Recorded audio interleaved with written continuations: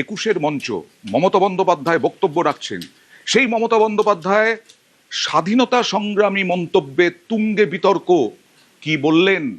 যারা দুর্নীতি করে জেল খেটেছেন তারা স্বাধীনতা সংগ্রামী। দেখুন তো কি বললেন।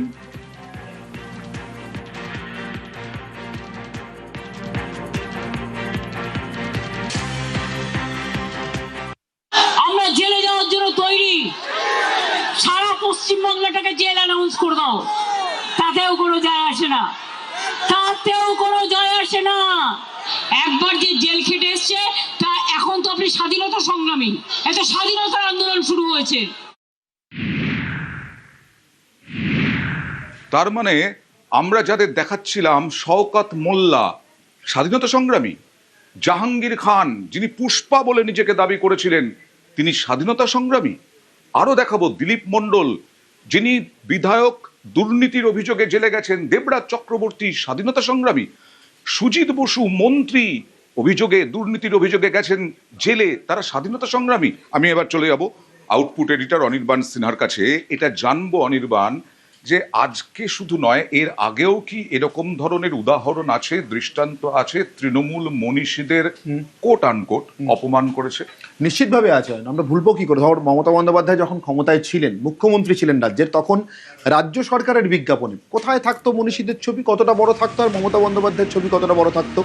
মমতা বন্দ্যোপাধ্যায় দলনেত্রী হিসেবে, অর্থাৎ তৃণমূল কংগ্রেসের দলনেত্রী হিসেবে যখন বিভিন্ন মনীষীর জন্মদিনে অথবা তাদের মৃত্যুদিনে শুভেচ্ছা বার্তা জানিয়ে বা তাদেরকে শ্রদ্ধা জানিয়ে সোশ্যাল মিডিয়া পোস্ট করতেন, বা দেখা যেত দলের তরফ থেকে পোস্টার বা হোর্ডিং বা ব্যানার দেওয়া হয়েছে, তখন কোথায় থাকতো মনীষীদের অবস্থান? মমতা বন্দ্যোপাধ্যায়ের একটা লার্জার দ্যান লাইফ ছবি, তার পায়ের কাছে, আমি আবারও মনে করিয়ে দেবো আমাদের দর্শকদের, তার পায়ের কাছে কখনো স্বামী বিবেকানন্দ, কখনো নেতাজি সুভাষচন্দ্র বসু, কখনো রবীন্দ্রনাথ ঠাকুর।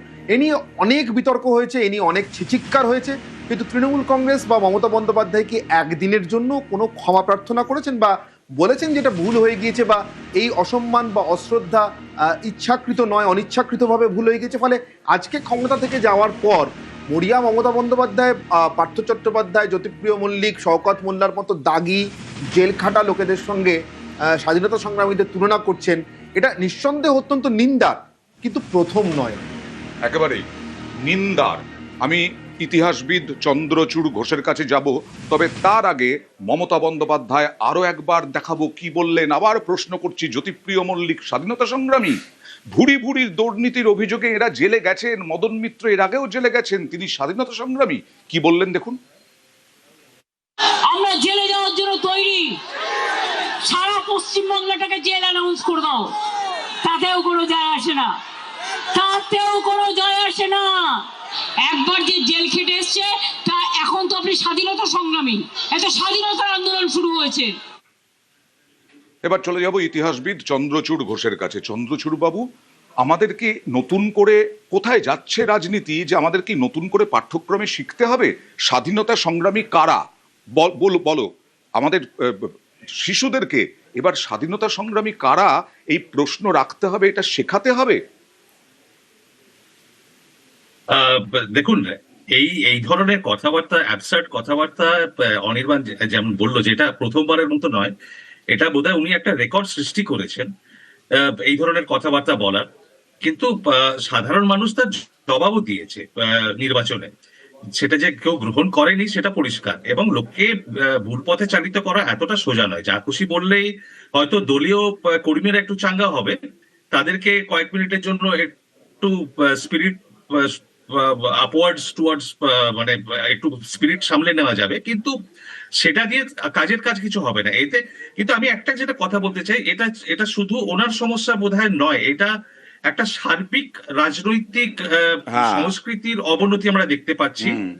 যে আজকেও আমরা এটা এবং ইনি যে ধরনের কথাবার্তা বলে এসেছেন এতদিন ধরে, এবং তখন যে প্রধান বিরোধী দল বিজেপি, যারা বিজেপি যে প্রধান বিরোধী দল ছিলেন, তাদের নেতারা বরাবর তার প্রতিবাদ করে এসেছেন, সাধারণ মানুষ তার প্রতিবাদ করে এসেছেন, আমরা করে এসেছি। কিন্তু সেখান থেকে আজকে যারা ক্ষমতায় এসেছেন, যে সরকারে যারা এসেছেন সেই বিজেপি, তাদেরও এই শিক্ষাটা নেওয়া উচিত এবং এই কথাটা মাথায় রাখা উচিত।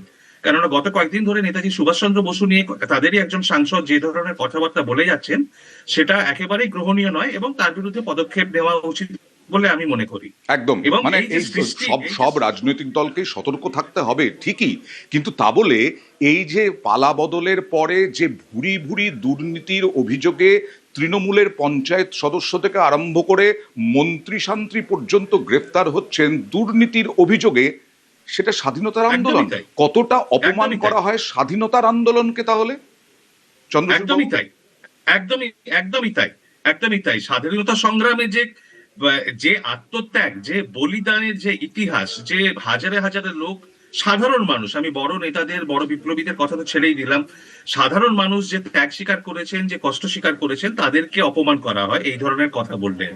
কেননা এটা কাউকে জোর করে ধরে রাজনৈতিক প্রতিশোধের জন্য জেলে ঢুকিয়ে দেওয়া হয়েছে তা তো না। একটা মানে কেস তৈরি করে হ্যাঁ। আইনত তাদের বিরুদ্ধে স্টেপ নেওয়া হয়েছে, মেজার নেওয়া হয়েছে।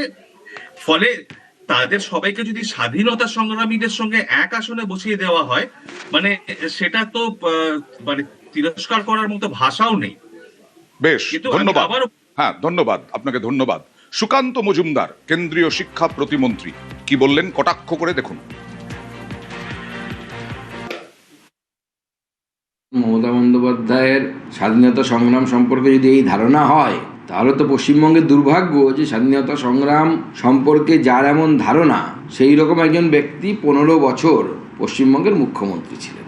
দ্বিতীয়ত বলি যে মামলার কথা যদি বলেন, বিগত কয়েক বছরে ভারতীয় জনতা পার্টির নেতৃত্বের উপর যেভাবে একের পর এক মামলা হয়েছে, এবং এই মামলার কথাতে যখন আসবেন তখন আমার মনে হয় একবার নিজের দিকটা দেখা ভালো, যে আমরা কি করেছি। এবং তৃণমূলের নেতাদেরকে আমরা বলছি তো স্পষ্ট, নিচের তলায় আমরা তৃণমূল নেতাদেরকে ভারতীয় জনতা পার্টিতে নেব না। তৃণমূলের নেতারা তৃণমূলেই থাকুক, ওদিকে থাকলেই ভালো।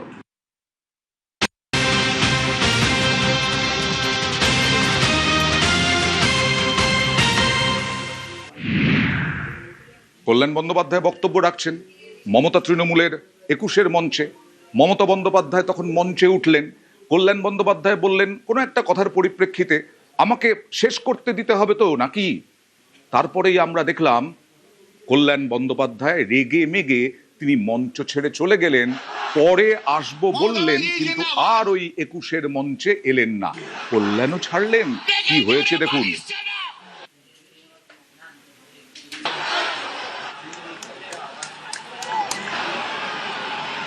ক্ষুব্ধ মমতা, তিনি আরে থামো বললেন। তখন মমতা বন্দ্যোপাধ্যায় চলে এসেছেন। এই মহতী সভায় আপনি তাদের দেখুন না, আপনি এমন করেন না, অভিনন্দন জানাই। আপনি এসব বলবেন না আমাকে। আপনার জন্য জান আপনারা দিয়েছি। অনেকে আপনার আহত কোনো হয়েছে। এমপি এমএলএ কর্মী বাংলায় ঘুরছে না, আপনাদের উপর ডিম ছোড়া আমি হয়েছে, ঘুরছি। পাথর ছোড়া সব হয়েছে। বাড়িতে বসে আছে, আর আপনি আপনাদের পাবলিকলি স্ত্রীদের অপমান অপমান করছেন। করা হয়েছে। এই যে হলো মমতা তর্ক। ব্যানার্জি ডাক দিলে- মঞ্চ থেকে নেমে গেলেন কল্যাণ বন্দ্যোপাধ্যায়, আর ফিরলেন না। আর এরপর দেখুন কলকাতা বিমানবন্দরে কল্যাণ বন্দ্যোপাধ্যায়, সেখানেও দেখুন দিল্লি গেলেন, কিন্তু একটাও কথা বললেন না, মুখে কুলু পাটলেন। আমাদের প্রতিনিধির প্রতিবেদন। দাদা, আপনি কি নেমে গেছিলেন মঞ্চ থেকে?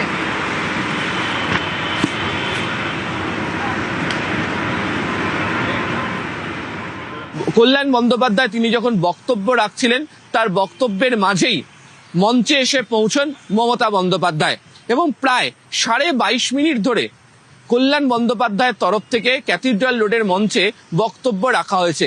স্বাভাবিকভাবেই তিনি দীর্ঘ সময় ধরে বক্তব্য রাখার কারণে মমতা বন্দ্যোপাধ্যায়ের তরফ থেকে কুণাল ঘোষের মাধ্যম দিয়ে বারবার ধরে দৃষ্টি আকর্ষণ করার চেষ্টা করা হচ্ছিল কল্যাণ বন্দ্যোপাধ্যায়ের, এবং সেখানে উল্লেখ করা হচ্ছিল যাতে আরো অনেক বক্তা রয়েছেন, সময় পেরিয়ে যাচ্ছে, আকাশ মেঘলা রয়েছে, যদি বৃষ্টি নামে তাহলে অসুবিধা হবে, যেন তিনি তাড়াতাড়ি বক্তব্য শেষ করেন।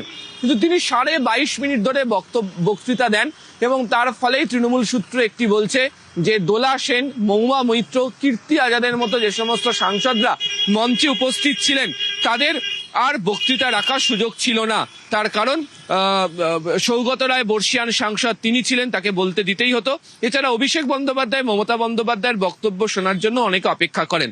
এদিনকে যেটা ছবিতেও ধরা পড়লো, বক্তব্য শেষ হওয়ার ঠিক আগের মুহূর্তে মমতা বন্দ্যোপাধ্যায় একাধিকবার তিনি তার ঘড়ি দেখাচ্ছেন, বারবার ধরে কল্যাণ বন্দ্যোপাধ্যায়ের দৃষ্টি আকর্ষণ করছেন এবং বক্তৃতা শেষ করে কল্যাণ বন্দ্যোপাধ্যায় যখন আসেন, দূর থেকে দেখে যা মনে হয়েছে মমতা বন্দ্যোপাধ্যায় এত দীর্ঘ সময় ধরে কল্যাণ বন্দ্যোপাধ্যায় যে বক্তৃতা করছেন সেই বিষয় নিয়ে তাকে কিছু কথা বলেন এবং এরপরে কল্যাণ বন্দ্যোপাধ্যায়কে বেশ উত্তেজিত হতে দেখতে পাওয়া যায়। এমনকি তিনি মমতা বন্দ্যোপাধ্যায়ের দিকে তার হাত আঙুল দেখিয়ে কিছু একটা বলার চেষ্টা করছিলেন।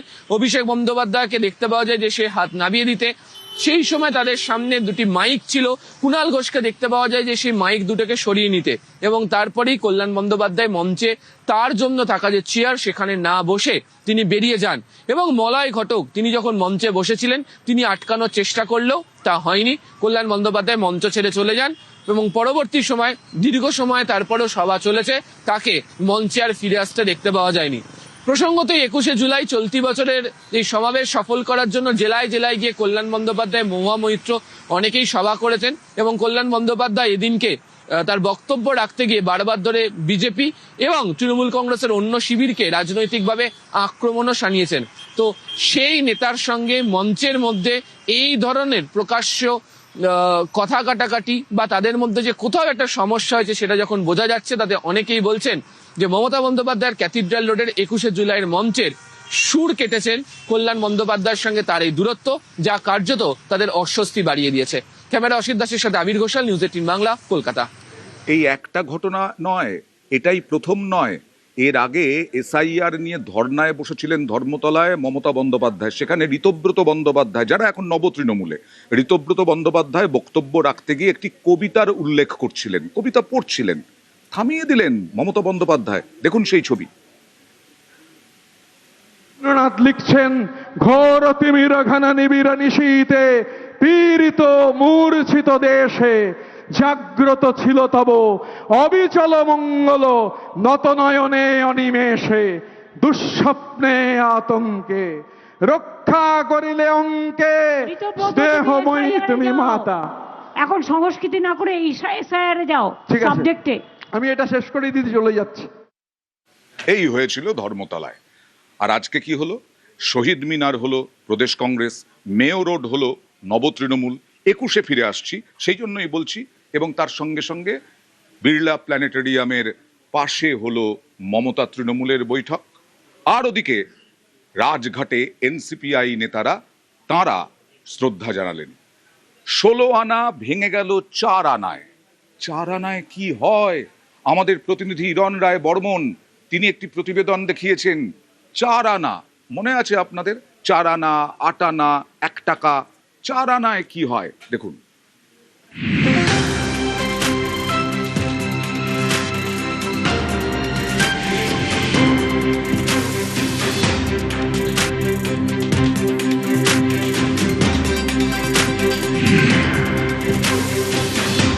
পানের দোকান, খোঁজ নিই 4 আনার কি দাম। দাদা, 4 আনার বিস্কুট, 4 আনার লজেন্স কিছু পাবো? না। হ্যাঁ, 4 আনা না, 4 আনা বিস্কুট বেচি না আমি। 4 আনার কিছু হয় না, 4 আনা কিছু হয় না। 4 আনা কত বছর ধরে উঠে গেল? তো 10 বছর ধরে উঠে গেছে। 4 আনা কত মনে আছে তো সংখ্যাটা? হ্যাঁ, হ্যাঁ। কিচ্ছু না, একটা কিচ্ছু নেই। না, 4 আনা কিছু বেচি না আমি। ভাবুন, 4 আনার কিছু হয় না। হ্যাঁ, এইবার আপনাকে যদি আমি জিজ্ঞেস করি, 21শে জুলাই আজকে 4 ভাগে 21শে জুলাই ভাগ হয়ে গেছে। 4 এই 21শে তার আবার 4 ভাগ। কি অবাক হচ্ছেন? অবাক তো হওয়ার কথা। এরকম দেখছেন 21শে জুলাই অন্যবারের থেকে এবারে তফাৎ। এবার তো পুরো ফাঁকা ফাঁকা লাগছে। 4 আনার কিচ্ছু পাওয়া যায় না, তবে 21 4 আনায় ভাগ, মানে 4 ভাগে ভাগ হয়েছে। আসুন না, খোঁজ নি অন্য দোকানে। আরো একটা দোকান, মশলা মুড়ি টুড়ি বিক্রি হয়, খোঁজ নি। भैया 4 आना 25 पैसा, उसमें कुछ मिलेगा सामान? 4 आना में क्या मिलता है? कुछ नहीं। वो तो जमाना नहीं ना रहा ना। अब 4 आना का जमाना है। चाराना मतलब कितना याद है ना? हाँ 25 पैसा। हाँ। अच्छा अब सोचिए, अब ये 21 जुलाई हो रहा है, वो 4 भाग हो गया है, क्या बोलेंगे? बस लास्ट ईयर जो 21 जुलाई था और अभी कितना चेंज देखा? आदमी लोग कम है, यही सब देख रहे हैं, अब क्या। না বাদামের দোকানে কিছু পেলাম, না কেক মিষ্টি, না বিস্কুট। ভাতের দোকান পরন্ত দুপুরবেলা 21 জুলাই, জানি না পাওয়া যায় কিনা, খোঁজ নি। 25 পয়সা আছে, 4 আনা আছে, 4 আনায় কিছু পাবো? চারানা কি পাবো? হ্যাঁ, কি পাওয়া যাবে? কিচ্ছু পাবো না। চারা কি পাওয়া যাবে এখন? 4 আনায় কি পাওয়া যায়? আজকে কিছু পাওয়া যায়? দোকানে কিছু পাবো? না, হ্যাঁ, চারা কিছু পাওয়া যায় না। 4 আনা মানে কত সেটাই তো অনেকে ভুলে গেছে। হ্যাঁ বলে গেছে, আমি তো জানি। আপনি ভুলে গেছেন? বুঝলেন, 4 আনা কত তাই মনে নেই। 21 জুলাই 4 ভাগে হচ্ছে। কথা শহরে কোথাও 4 আনার কিচ্ছু মেলে না। একটা 21-এ একটা শহীদ তর্পণ যেভাবে 4 ভাগে ভাগ হয়েছে, সত্যি বিস্ময়। ক্যামেরা দীপঙ্করের সাথে রন রায় বর্মন, নিউজ 18 বাংলা। 25-এ বলতে পারতাম তৃণমূল এখন 16 আনা, কিন্তু তৃণমূল এখন 4 আনা। আমাদের প্রতিনিধি প্রীতি 4 আনা নিয়ে গিয়েছিলেন, কিছু পেলেন? দাদা আমার কাছে 4 আনা আছে, এই 4 আনায় কি কিছু পাওয়া যাবে আপনার দোকানে? না না, চারানা কিছু পাওয়া যায় না এখন। কিচ্ছু পাওয়া যাবে না 4 আনা? না না, এখন কিছু পাওয়া যায় না চারানা। একটু চারিদিকটা ভেবে ঘুরে দেখুন। না না, এখন চারানা কিছু হয়? আপনি বলুন। এখন চারানা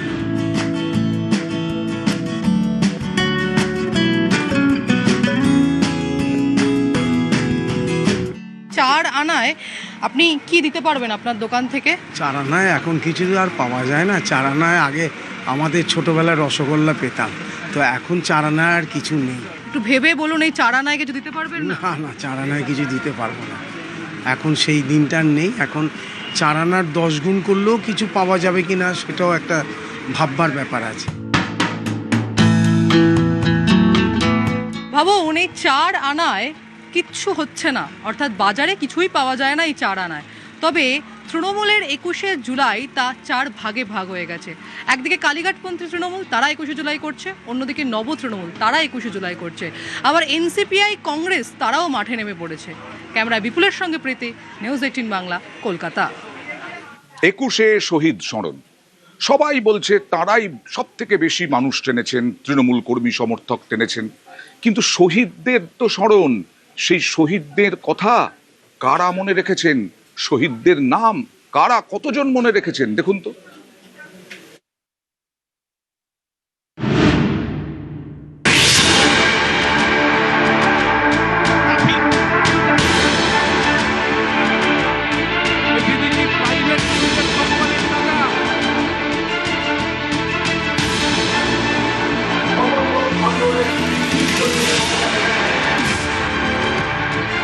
এই যে যারা শহীদ হয়েছিলেন তাদের 5 জনের নাম বলুন।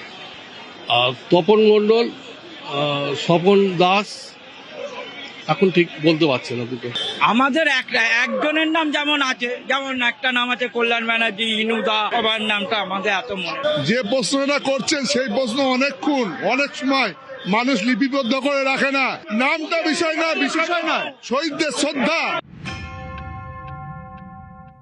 যে শহীদদের স্মরণ করা হয় তাদের সম্পর্কে বলতে তাদের নাম জানেন? না, কি জন্য এসেছেন সেটা সেই নেতৃত্ব বলেছে। এই শহীদ স্মরণে প্রতি বছর যেটা হয় 21শে জুলাই, না ওনার নাম জানি না। ওই শহীদ স্মরণে এসছে এখানে 21শে জুলাই। কোন শহীদ জানেন না? নাম জানেন না? এই জিনিসটা তো হচ্ছে আমাদের কংগ্রেসের দেশ, আমাদের যুবক কংগ্রেসেরা এখানে শহীদ হয়েছে 1993 সালে। এই যে শহীদ হয়েছিল, কতজন শহীদ হয়েছিলেন? শহীদের সংখ্যাটা যাই হোক আমার অতটা মনে নেই। নাম মনে আছে কারো একজনের? না সেটাও নেই আমার। কতজন শহীদ হয়েছিল জানেন? এটা আমরা এতজন শুনেছি, যেমন 13 জন। নাম জানেন কারো? নামও কয়েকটা জানি, তো না বলাটাই ঠিক হবে, কেন নাম আবার ভুলভাল হলে আবার ফালতু একটা হবে। পালা বদলের পর বিজেপি বলেছিল ভয় আউট, ভরসা ইন, কিন্তু অনেকেই বলছেন 21শে জুলাইয়ের ভাষণে মমতা বন্দ্যোপাধ্যায় সেই ভরসা রাখতে পারেননি, তার মুখে নাকি ভয়।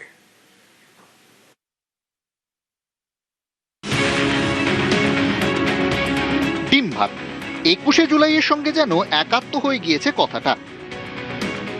পালা বদলের পর ডিম ক্ষেপণাস্ত্র হয়ে গিয়েছে, তা এখন প্রতিবাদীদের হাতে রয়েছে।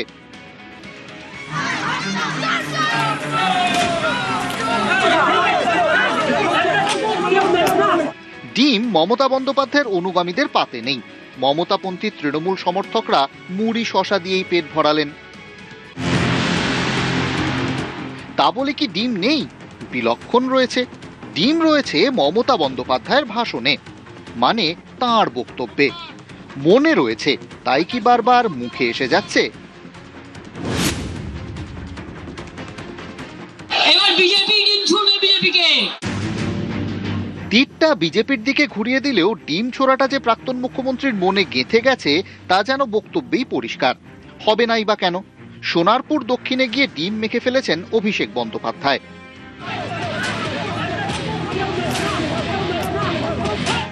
শুধু প্রতিবাদীরা নন, দলত্যাগীদের নিশানাতেও এখন অভিষেক বন্দ্যোপাধ্যায়। নব তৃণমূলের নেতারাও নিত্য দোষারোপ করছেন অভিষেককে, ঘুরিয়ে মমতা বন্দ্যোপাধ্যায়কে বার্তাও দিচ্ছেন। আপনাকে বাংলার মুখ্যমন্ত্রী অভিষেক বানায়নি, আপনাকে বাংলার মুখ্যমন্ত্রী কোন সেলিব্রিটি বানায়নি। আজকে প্রশ্ন করি, রক্ত বড় না ভক্ত বড়? কবে রক্তের ছেড়ে দিয়ে, রক্তের মোহ, রক্তের সম্পর্কের মোহ ছেড়ে দিয়ে ভক্তদের কাছে আসবে? অভিষেক, তোর চমকানিতে দুটো তৃণমূলের ভালো কর্মী, গ্রামের কর্মী চমকাতে পারে, কিন্তু আজকের এই যে মহতী জনসভা, এই সভাকে চমকাবার ক্ষমতা তোর নেই। স্বয়ং যমরাজ এলো, স্বয়ং শকুনি এলো, একটা পার্টিকে খেয়ে ফেলতে পারত না। একজন লোক 2,60,00,000 ভোট পেয়েছে এমন একটা পার্টিকে গিলের ট্যাবলেটের মতো খেয়ে নিয়েছে। হাওয়া অভিষেকের বিরুদ্ধে, তা বুঝেই কি আরো বেশি করে অভিষেককে আড়াল করার চেষ্টা করলেন মমতা? অভিষেকের কোনো সিকিউরিটি নেই। অভিষেকের বিরুদ্ধে কত কেস হয়েছে? 400 কেস। ওরা তো ভয় পাচ্ছে না। অভিষেক ভয় পায় না, কথাটা প্রকাশ্য মঞ্চে ঘোষণা করতে হচ্ছে কেন? কথাটা হয়তো মদন মিত্র, ফিরহাদ হাকিমের মতোই কেউ পরের কোনো সভায় ছুড়ে দেবেন। যেমন প্রশ্ন উঠতেই পারে, মমতাকে 21শে জুলাইয়ের মঞ্চ থেকে কেন দাবি করতে হচ্ছে তিনি আসল তৃণমূল? আসল তৃণমূল আমরা। মানে মমতা মানেই তৃণমূল, বিষয়টা কি আর তেমন নয়? না হলে প্রতীক রক্ষায় মমতা বন্দ্যোপাধ্যায় লড়াইয়ের ডাক দেবেন কেন?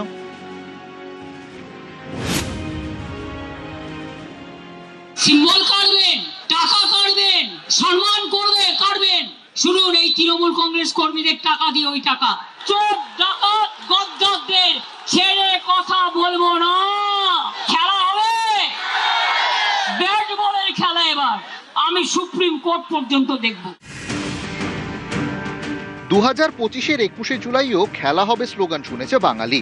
2026-এর 21শে জুলাইয়েও একই স্লোগান দিলেন মমতা। প্রথমটা যদি হয় জয়ের নির্ঘোষ, পরেরটি অস্তিত্ব রক্ষার আকুতি নয় কি? 1 বছরে যে আমূল বদলে গিয়েছে পরিস্থিতি। নিউজ 18 বাংলা।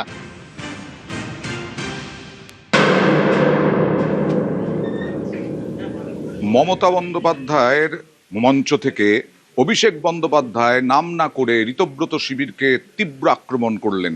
বললেন, মাকে যে ত্যাগ করে সৃষ্টিকর্তা তাকে রেয়াত করে না। দেখুন, 5 ওয়াট 10 ওয়াটের বাল্ব সে এখন ভাবছে আমি হ্যালোজিন হয়ে গেছি। আরে বিদ্যুৎ সঞ্চার করছে মমতা ব্যানার্জি, শক্তি কেন্দ্র মমতা বন্দ্যোপাধ্যায়। যারা গেছে, আমি নেত্রীকে অনুরোধ করব, দয়া করে আগামী দিনে একটা কেউ ফেরত নেবেন না। যারা মমতা ব্যানার্জির ছবিকে পিছনে রেখে আর জোড়া ফুল চিহ্নটাকে সামনে রেখে 2024-এ নির্বাচনে জিতেছে, তারা বলছে আমরা এখন এনডিএ কে সমর্থন করব। গা বাঁচাতে, পিঠ বাঁচাতে বালিশ চাটার গ্রুপে যাচ্ছেন। এদেরকে তৃণমূল বলবেন না, বলবেন বালিশ চাটা। খালি বিসি বললেই হবে, বিসির অনেক মানে হয়। বালিশ চাটা, আমি আর বেশি কিছু বললাম না। হয় পুলিশের কাছে মামলায় ধৃত, আর না হলে মেরুদণ্ড বিক্রি করে বালিশ চাটা ঋতব্রত।